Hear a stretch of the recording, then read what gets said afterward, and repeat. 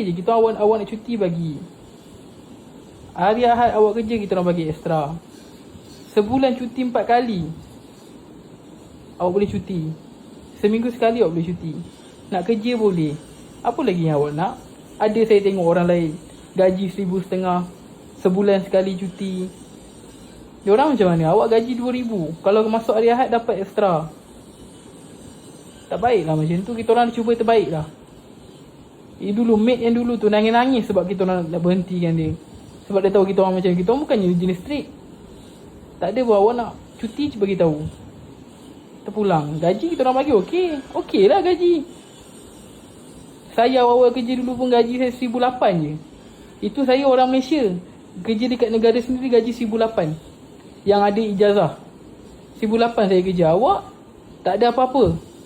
Sekolah pun bukan dekat sini. IC tak ada tapi gaji 2,000. Awak lagi patut bersyukur daripada orang macam saya waktu dulu. Waktu awal bekerja. Awak tak patut buat macam tu. Ni kita orang ada rezeki lebih, kita nak kongsikan. Awak buat kita orang macam ni, awak cakap-cakap belakang.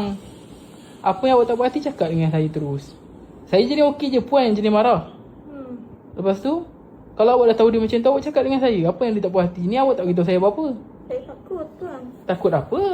Macam ni lagi bahaya. Tengok ah. Sekali dia tahu, boom. Habis semua orang dia marah. Ni lagi saya pun kena marah kan.